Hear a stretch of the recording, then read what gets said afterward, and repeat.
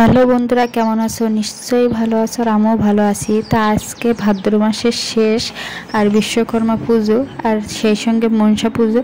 তা আমাদের বাড়িতে পূর্বপুরুষ থেকে চলে আসছে আজকের দিনে রান্না করতে নেই। আর আমি তাড়াতাড়ি ওখান থেকে উঠেও গিয়েছিলাম। এখানে একটা হনুমান ছিল, আর দেখুন গাছের একদম উপরের দিকটাই হনুমানটা বসেছিল, আর আমি ভয় পেয়ে তাড়াতাড়ি উঠে গিয়েছিলাম। আর আজকের দিনে রান্না করতে নেই, কাজও করতে নেই।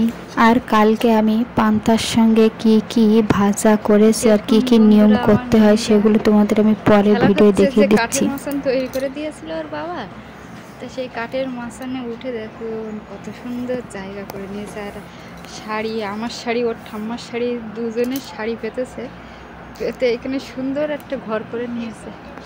আর দেখুন ওই শোয়ার জায়গা, ওটা বালিশ তৈরি করেছে। আর আবার ঠাকুর ঘর দেখুন, ওটা নাকি ওদের ঠাকুর ঘর, আর এটা নাকি ওদের বেসিন হাত ধোয়া। আর এই দেখুন কোথায় সিঁড়ি ভাজা, আমার মিটকিসার থেকে বের করে এনেছে সিঁড়ি ভাজা, আর কি এনেছে জানি না। আর এই জলের বোতল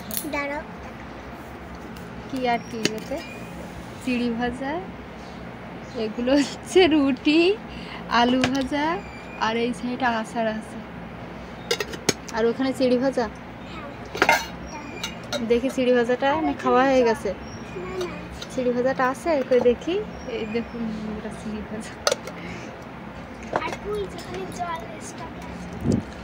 ওই দেখি। ওরে বাবা, জল এনে রেখেছে আবার, দেখুন। ঠিক আছে, খেলা করো। আচ্ছা, দরজাটা দিয়ে দিচ্ছি। দেখুন বন্ধুরা, দরজা।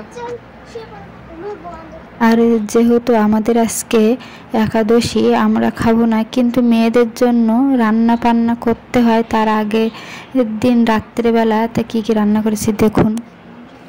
রান্না বান্নাটাই হয় তা আগের দিন রাত্রে সব রকম ভাজা করে রেখেছিলাম, যেহেতু উচ্ছে ভাজা, কাঁকরোল ভাজা, ভেন্ডি ভাজা, বেগুন ভাজা, আলু ভাজা,